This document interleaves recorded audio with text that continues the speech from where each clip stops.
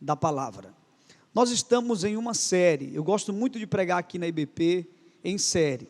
O que é a pregação em série? Você escolhe um título e você discorre sobre esse título por algum tempo. Então o título da nossa série é O que não te contaram.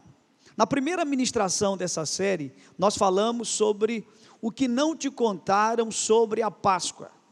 Na segunda ministração, que foi o domingo passado, falamos sobre o que não te contaram sobre a oração do Pai Nosso. E hoje, dando continuidade à série, eu quero falar sobre o que não te contaram sobre a parábola do bom samaritano. Eu tenho certeza que Deus vai falar muito ao teu coração, porque Ele falou muito ao meu coração.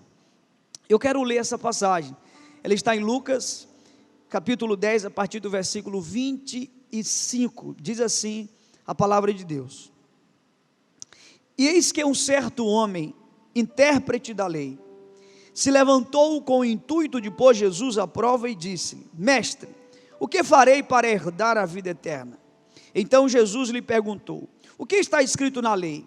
Como interpretas? A isto ele respondeu: amarás o Senhor teu Deus de todo o teu coração, de toda a tua alma, de todas as tuas forças e de todo o teu entendimento. E amarás o teu próximo como a ti mesmo. Então Jesus lhe disse: respondeste corretamente, faze isto e viverás. Ele, porém, querendo justificar-se, perguntou a Jesus: e quem é o meu próximo?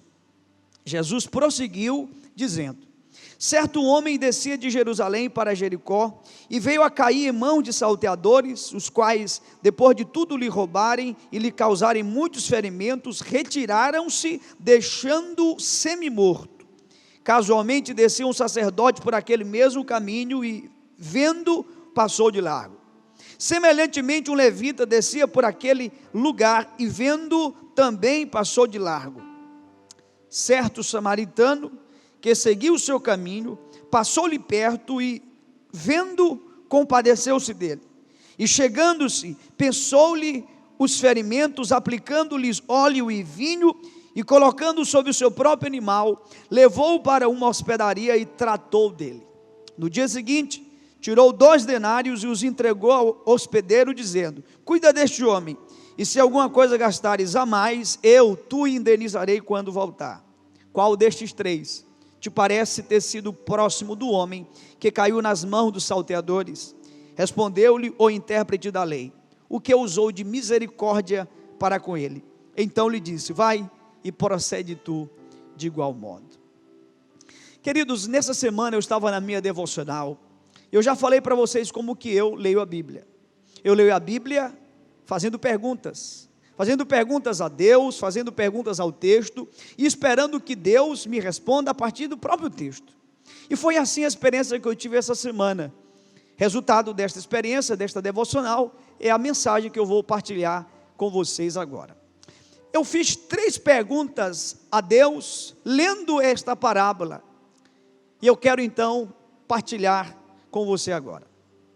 A primeira pergunta que eu fiz foi: se essa parábola fosse contada para um samaritano, quem seria o bom dessa história? Presta atenção. Se essa parábola tivesse sido contada para um samaritano, quem seria o bom da história? Porque você há de convir comigo que a parábola não foi contada para um samaritano, ela foi contada para um doutor da lei que era um judeu. E Jesus, diante de um judeu, ele configura a parábola colocando no protagonismo dela exatamente um samaritano. O que Deus falou comigo é que se ele estivesse contando essa parábola, se Jesus estivesse contando essa parábola para um samaritano, ele colocaria no protagonismo dela um judeu. E você vai entender por quê. Primeiro, nós precisamos entender a rivalidade, a rixa que havia entre esses 2 povos. Isso é por conta, após a morte do rei Salomão, a nação de Israel se divide em 2, 10 nações se juntam, 10 tribos, melhor dizendo, se juntam e montam a nação no reino do norte, onde a capital era Samaria. 2 tribos se juntam e montam um outro país, que foi no sul, onde a capital era Jerusalém. Anos depois, o reino do norte foi levado cativo, então eles constituíram famílias com mulheres pagãs, o que era proibido pelas escrituras. Logo começaram a ter filhos, e esses filhos mestiços começaram a ser chamados de samaritanos. Basicamente isso, é óbvio que é um pouco mais profundo, mas o objetivo da palavra não é me deter nesta explicação. Mas eu preciso que você entenda que havia uma grande rivalidade entre os dois povos. O grande historiador Flávio Joséfo chega a dizer que nos dias de Jesus, o que havia entre esses dois povos não era uma relação de tolerância ou de indiferença, mas era uma relação de ódio, de extrema inimizade. Vocês vão lembrar de um episódio, João capítulo 4, quando Jesus e a mulher samaritana, Jesus está evangelizando a mulher samaritana, há um momento que ela diz assim: como sendo tu, judeu, pedes de beber a mim que sou mulher samaritana? Aí está lá, porque os judeus não se dão com os samaritanos. Ela estava enfatizando essa grande inimizade que havia entre esses povos. O que eu quero que você entenda é que Jesus está exatamente colocando para o judeu, no protagonismo da história, um samaritano. Por que ele está fazendo isso? Vamos lá, vamos entender também o debate recorrente naqueles dias. Havia um grande debate teológico sobre a abrangência dessa palavra próximo, até onde ia as dimensões dessa palavra próximo. Havia as correntes teológicas, os rabinos que estudavam as escrituras, e havia uma corrente que dizia que o próximo estava na categoria do irmão. Aquele que é irmão era o seu próximo. Mas havia uma outra corrente que dizia: não, eu acho que essa palavra é um pouco mais abrangente, é o irmão e o conhecido. Se de repente você olhar uma pessoa conhecida passando por uma dificuldade, você não socorre, você deixou de socorrer um próximo. Então havia uma outra corrente um pouco mais abrangente que dizia: não, pensamos que o próximo não é só o seu irmão, o próximo não é só o seu conhecido, o próximo também pode ser um desconhecido. Então, quando este doutor da lei, e ele reconhece que Jesus também era um mestre, quando ele chega para Jesus e conversa com Jesus e pergunta quem é meu próximo, o que ele estava querendo perguntar era: Jesus, e qual é a tua linha teológica? Qual é o teu entendimento sobre este assunto? Você acha que o próximo é o irmão, ou o próximo é o conhecido, ou vai até o desconhecido? E aí Jesus então radicaliza a expressão próximo, e ele vai contar a parábola, e colocando no protagonismo dela, não um amigo, não um conhecido, e nem um desconhecido, mas ele vai colocar no protagonismo da parábola exatamente o maior inimigo na cabeça do judeu, o maior inimigo dele. Por quê? Por quê? Meu Deus, olha a revelação que Deus me deu sobre isso. Jesus faz isso para dizer para mim e para você, que o nosso próximo, ele vai do nosso melhor amigo até o nosso pior inimigo. Perceba a abrangência dessa palavra. O meu próximo vai do meu melhor amigo até o meu pior inimigo. Eu quero ler Mateus com você, Mateus capítulo 5, e nesta parábola Jesus está ratificando o que ele disse em Mateus 5. Mateus capítulo 5, versículo 43, diz assim: ouvistes que foi dito, amarás o teu próximo, e odiarás o teu inimigo. Jesus está se referindo à interpretação do Velho Testamento sobre amar o próximo. Então a leitura era: amem o próximo, mas odeiem o inimigo. Aí olha o que ele vai dizer no verso 44: eu, porém, vos digo, amai os vossos inimigos, e orai pelos que vos perseguem. Meu Deus, amar não pode ser um sentimento. Amar não pode ser um sentimento, porque se fosse um sentimento, Deus não nos pediria para amarmos os nossos inimigos. Amor não é sentimento, amor transborda sentimento. Você sabe por que a mesma Bíblia que pede para eu amar o meu próximo, pede para eu amar o meu inimigo? Eu vou repetir porque eu quero que você reflita nessa pergunta. Você sabe por que a mesma Bíblia que manda eu amar o meu próximo, manda eu amar o meu inimigo? Porque em alguns momentos da vida, ambos podem ser a mesma pessoa. Eu vou te contar 2 testemunhos de pessoas que eu conheço. Primeiro, o testemunho de uma senhora, que ela tinha um filho de 22 anos de idade, um jovem cujo a vida era promissora, e de repente aquele garoto foi sequestrado. Todo mundo orou e pediu para que ele fosse encontrado. 21 dias depois, esse garoto foi achado, mas infelizmente ele estava morto. Foi encontrado enterrado numa cova rasa, na frente de uma fazenda, na região onde isso aconteceu. E aquela senhora estava velando o seu filho.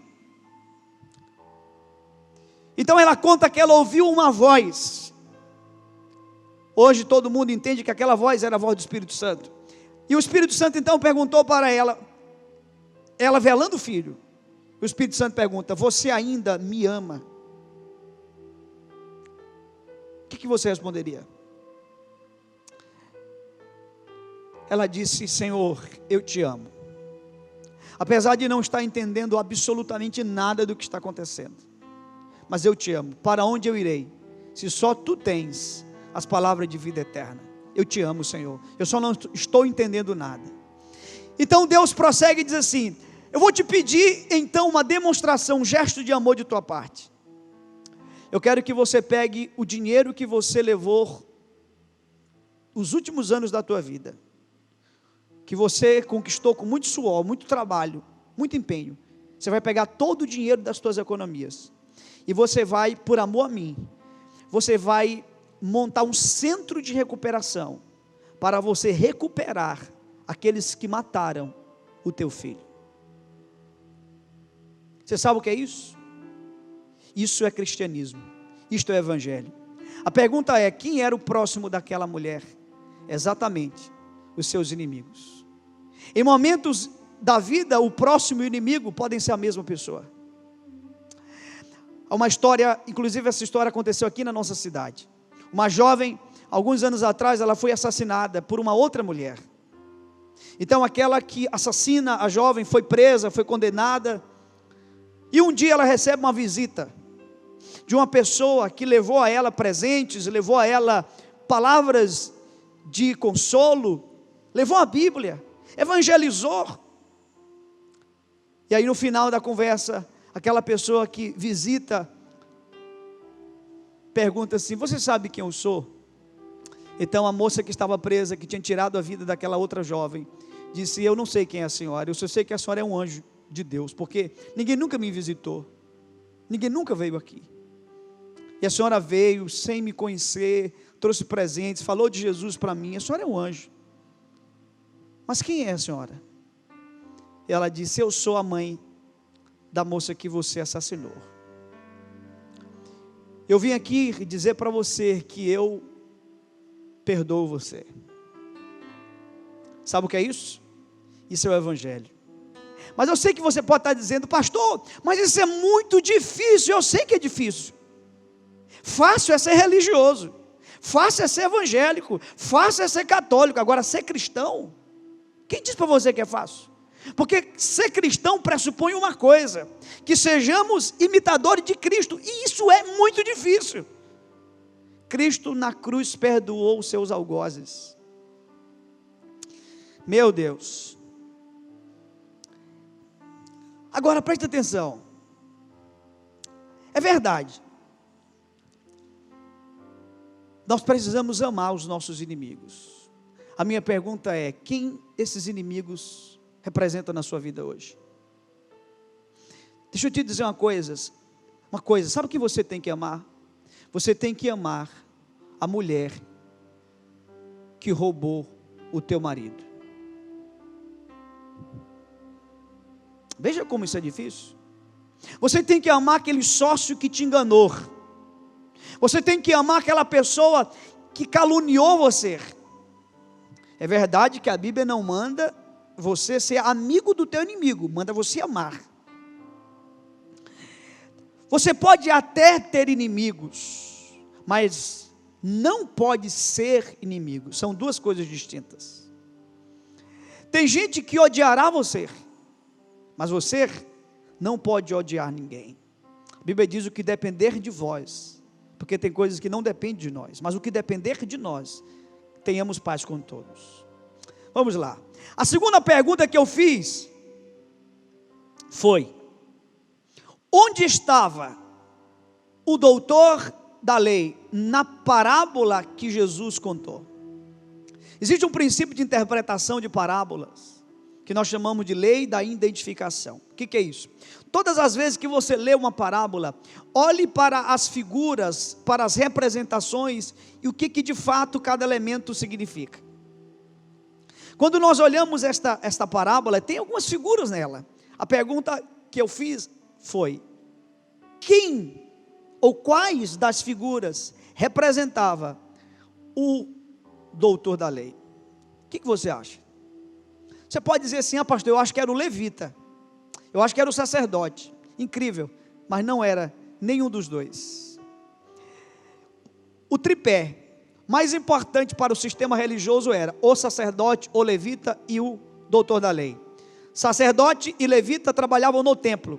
O doutor da lei trabalhava na sinagoga interpretando textos, as escrituras. Eles eram o tripé. Olha o que Jesus faz. Jesus diz assim: Jesus põe o doutor da lei, conta a história e fala do sacerdote e do levita. E você vai entender por que agora. Eu vou te dar uma chave importante para você entender isso. Existe uma pegadinha, não sei se já fizeram essa pegadinha contigo. A pegadinha é a seguinte: vamos supor que você seja o piloto de um avião. Aí você pega o avião e sobrevoa 10 nuvens. E sobrevoa 10 montanhas. A pergunta é: qual é a idade do piloto? A chave interpretativa está no início e no fim. Vamos supor que você seja o piloto do avião. Vamos supor que você seja o piloto do avião. Vamos supor que você seja o piloto do avião. Vamos supor que você seja o piloto do avião. Qual é a idade do piloto? Ora bolas, qual é a sua idade? Você tem 20 anos? Pois é, 20 anos. Você tem 30? Você tem 40? Vamos supor que você seja. Então a chave interpretativa está no início e no fim, pois foi exatamente a mesma pegadinha que Jesus fez com aquele doutor da lei. Eu vou te mostrar isso aqui na Bíblia. Pega o versículo 29 e o versículo 36. Versículo 29 diz assim: ele, porém, querendo justificar-se, perguntou a Jesus. Olha a pergunta dele, olha a pergunta. Quem é o meu próximo? Quem é o meu próximo?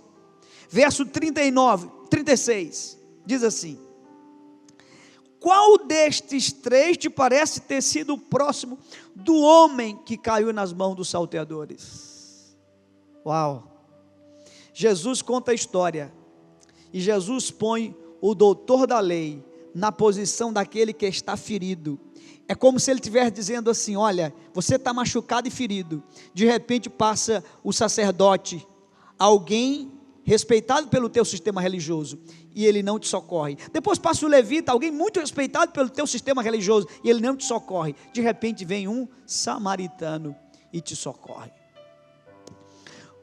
Quais as lições que a gente pode tirar aqui? Primeiro, o que Jesus está dizendo é: eu só irei amar o meu semelhante se eu conseguir me colocar no lugar dele. É isso mesmo.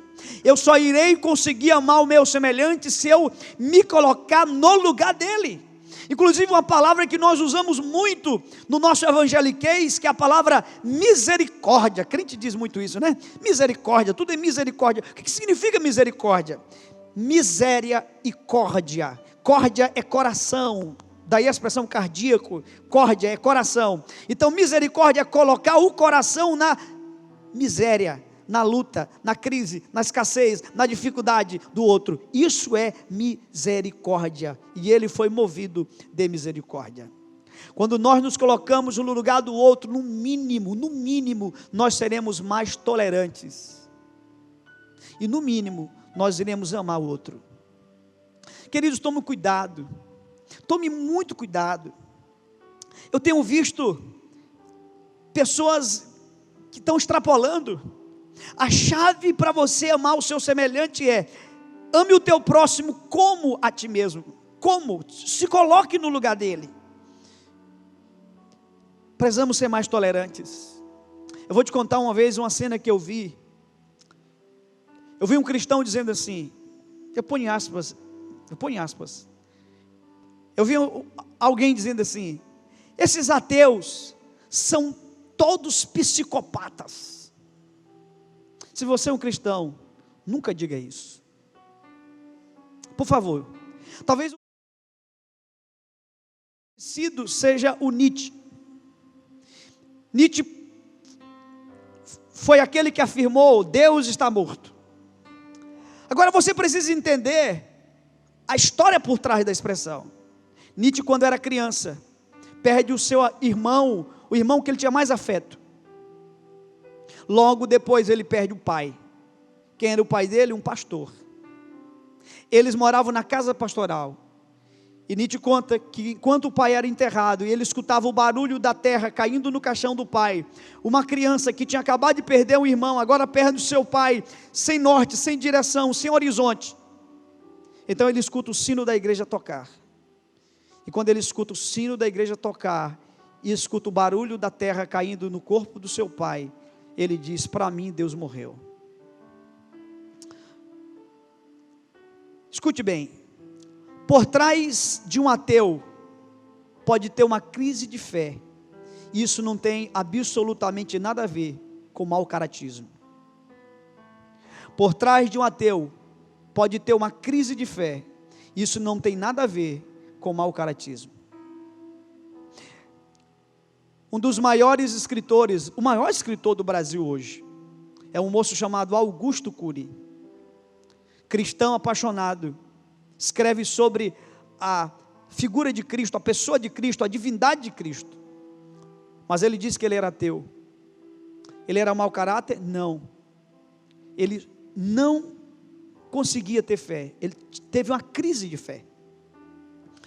Eu conheço a história de um pastor chamado Paulo Capelletti, uma história incrível. Paulo era um pastor, e um dia Paulo está num retiro, pregando, porque tem coisas, irmãos, que nessa terra a gente nunca vai entender, só na eternidade. Vou falar disso no próximo domingo. Tem coisas que só na eternidade nós iremos entender. Paulo Capelletti estava pregando num retiro, a mulher dele pregando num outro retiro, ele pregando num retiro para moradores de rua, e a esposa dele pregando num retiro para prostitutas. Eles cuidavam de prostitutas, traziam as prostitutas para manifestar o amor de Deus.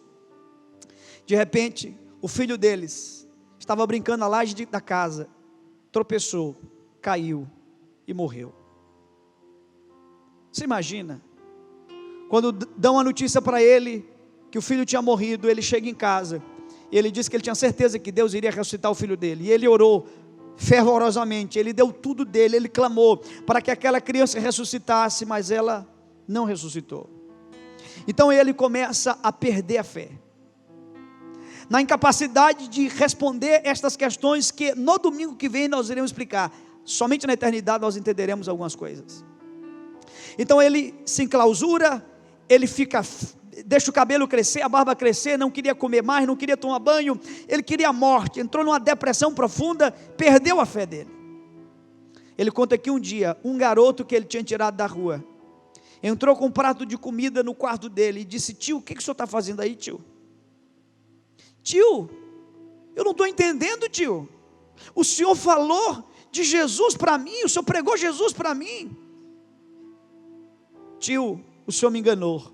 Ele disse: filho, eu não te enganei. Ele disse: o senhor me enganou. Sabe por que o senhor me enganou? Porque o senhor disse para mim que o melhor lugar do mundo era o céu. Ora, Deus levou o seu filho para o melhor lugar do mundo e o senhor está chateado com ele.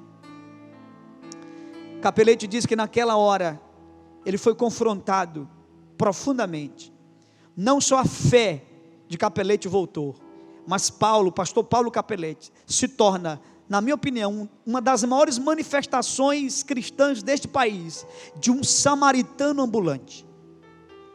Ele se torna um samaritano ambulante. Por favor, cuidado, existe uma linha fina. Na tua ânsia de abominar o ateísmo, você pode estar odiando quem Deus mais ama, as pessoas, os ateus. Spurgeon dizia: deve-se odiar as ações de um homem, e não odiar o próprio homem. Precisamos aprender a sermos próximos daqueles que são distantes. Isso mesmo, é isso que eu aprendo nessa segunda pergunta. Precisamos ser próximos daqueles que são distantes, porque a distância entre o judeu e o samaritano era uma distância racial.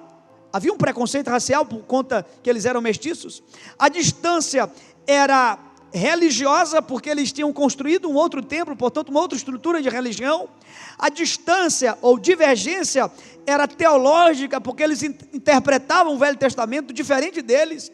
E a divergência também era política, porque montaram duas nações com dois governos, dois espectros, usando uma palavra bem da hora, espectros diferentes de política. E o que Jesus está dizendo é que nós devemos aprender a amar aquele que é distante, ser próximo daquele que é distante. Meu querido, se você é cristão, você precisa aprender a ser próximo do ferido, a despeito de quem ele seja. Nós cristãos dizemos muito: Deus transforma o mais vil pecador em um homem cheio do Espírito Santo. Será mesmo? Será mesmo que a gente acredita nisso? Por favor, Jesus foi chamado de amigo dos diferentes. Existem pessoas que divergem de você em vários aspectos. Ame, respeite e aprenda a conviver. Achei muito lindo, concluo esse ponto aqui, achei muito lindo. Há muitos anos atrás eu fui em Imperatriz, participei de um culto, foi no estádio da cidade. Eu lembro que naquele dia, a igreja adventista doou, eles entregaram um cheque de 20 mil reais para freiras da igreja católica que tinha um projeto social. Que gesto maravilhoso. O que é que eles estavam dizendo? A gente tem divergências e vamos continuar tendo, elas são teológicas, mas nós nos encontramos num ponto: servir as pessoas, e reconhecemos que vocês fazem isso com maestria, então queremos ajudar vocês. Isto é o Evangelho. E eu finalizo a palavra perguntando: quem de fato é esse bom samaritano? Quem é o verdadeiro samaritano? Quem é alguém que se encaixa nessa categoria do bom samaritano? Eu vou te dar algumas dicas. Primeira dica: ele era mestiço, misturado. Dois tipos de naturezas, de raças, portanto mestiço. Segundo, a Bíblia diz que o samaritano amou o ferido, salvou o ferido quando ele ainda o tinha como seu inimigo. Terceiro, a Bíblia diz que o samaritano levou aquele homem para uma hospedaria. Terceiro, ou melhor, quarto, a Bíblia diz que o samaritano disse que voltaria. E quinto, ele disse que acertaria a conta. Eu acho que tem gente que já está desconfiando em quem é esse bom samaritano. Só existe um ser que é 100% Deus, 100% homem. A mistura da divindade e da humanidade, Jesus Cristo, Jesus humano, Cristo divino, se fundem em um ser mestiço. A Bíblia diz em Romanos que Jesus nos amou e nos salvou quando nós ainda éramos seus inimigos. A palavra hospedaria no grego é a palavra pandechomai, cujo significado é um lugar para todos, um lugar que acolhe todos. Qual é um lugar onde todos são acolhidos, ricos e pobres, intelectuais ou pessoas não intelectuais? Que lugar é esse? É a igreja gloriosa do Deus vivo. Jesus nos salvou e nos colocou na sua igreja, na sua hospedaria, um lugar para todos. Mas o maravilhoso é que ele disse que ele voltaria, assim como o nosso Senhor disse: eu irei ao Pai, mas eu voltarei e levarei vocês para junto do meu Pai. Eu quero chamar o louvor aqui à frente. E ele diz também que ele acertaria a conta. Aleluia. Nenhuma obra no Senhor será em vão. Toda ação que você fez por amor a Deus, ao reino de Deus, cada gesto, tudo aquilo que você fez para a obra, talvez até aquilo que os homens não reconheceram, não tem problema. Os homens podem não ter reconhecido o que você fez, mas existe um Deus que não só reconhecerá, mas recompensará tudo aquilo que você fez por amor a Ele no seu reino. Aleluia! Isso me aponta para aquela passagem da Bíblia que diz que teremos um juízo final. Mateus fala disso, teremos um juízo final. Esta expressão juízo final, ela traz duas implicações importantes. A primeira implicação é de um juízo, portanto julgamento, o dia onde os segredos mais escuros, obscuros dos seres humanos serão revelados, virá à tona, máscaras vão cair. Teremos um grande juízo, mas há uma outra implicação, além de ser juízo, é final. Não teremos uma segunda oportunidade, não teremos mais isso.